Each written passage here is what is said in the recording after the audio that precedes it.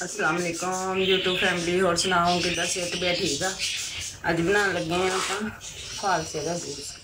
ऐसी फालसा मैं चंगी तरह धो सवार लिया तो चीना इनू भी तोड़ गया चंगी तरह देखो धो सवार लिया। यह चीनी है तेन मैं एक दसना और जो अपना फालसे का जूस खट्टा क्यों बनता है। जो दाने हैं ना कच्चे ये आप कट रहे हैं इस तरह करके इस तरह करके देखो माशाल्लाह इस तरह करके कट देने अपना तो जोड़ा बाकी है इन धो सवार के मैं चंगी तरीके ना ज़्यादा ना मेरा फालसा जोड़ा ना पक्या होया देखो बस वो जो कच्चे दाने अभी वो कट दिते जिसे आप जूस बनाना ना तो फिर जूस इन्ना खट्टा नहीं बनना। तो ये हम आप पा लेना जग च आपने धो सवार लिया हम ये पा लिया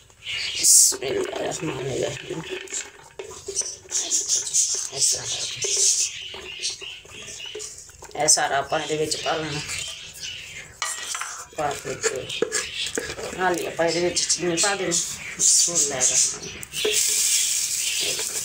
चीनी पा ली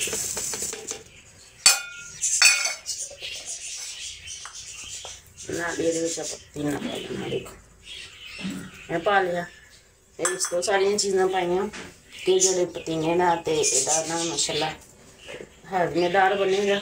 तो अगर तुम चाहो तो नाल काला नमक भी थोड़ा जहा चुटकी ये काला नमक पा सकते हैं इसलिए मैं काला नमक नहीं पाया। तो जूस के ना थोड़ा साडा नमक खाना पसंद नहीं करते तो ये काला नमक थोड़ा जहा पा के पानी पा के तो आप ग्राइंड करना देखो माशाल्लाह अज पानी ठंडा जफ हुआ जोड़ा ना मैं फ्रिज च कढ़ के लगी मान आ देखो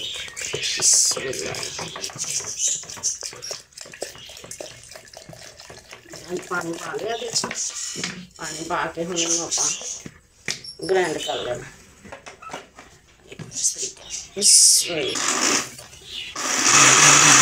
मैं ग्राइंड कर दूँगी दंड आप कर लिया देखो जी माशाल्लाह कर लिया आप ग्राइंड बिस्मिल्लाह देखो इन हम मैं भुनदी हाँ भुन के फिर तुहानूं अगे दिखाने माशाल्लाह जूस अपना फालसे का बन के तैयार हो गया। देखो माशाल्लाह हम ये आप गिलास भी आ देखो बर्फ वाले इस तरीके के नाल आप मेहमानों को दे सकते हैं।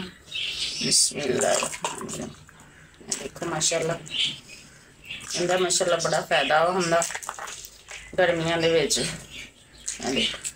इस तरीके अगर तुम बनाना वा बना के ना 2 दिन बना के रख सकते हैं फ्रिज नहीं तो मेरा मशवरा यही है कि ताज़ा तुम बनाओ। आ देखो माशाल्लाह फ्रैश अपना जूस बन के तैयार हो गया फालसे का। तो देखो माशाल्लाह कितना सोहना हो गया। तो यह ठंडा होंदा वा माशाल्लाह फालसा जिन्ना तुसीं ये बना के अपने बच्चों सब नूं देंगे ना तो यह हाजमेदार भी होंदा वा ते ठंडा भी होंदा वा यानी कि जिहदे मैदे च गर्मी आ वो खत्म हो जाती है यह पीण दे नाल। इस तरह पतीना पा के जूस बनाओ फालसे का तो मैनू कमेंट च दसो किस तरह का लगा।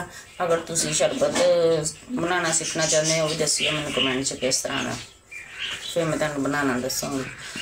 तो मेरे यूट्यूब चैनल का नाम है हांडी किचन लाइक भी कर दिया करो सबसक्राइब भी कर दिया करो तो शेयर भी कर दिया करो। जो लाइक करते शेयर करते उन्होंने बहुत बहुत शुक्रिया।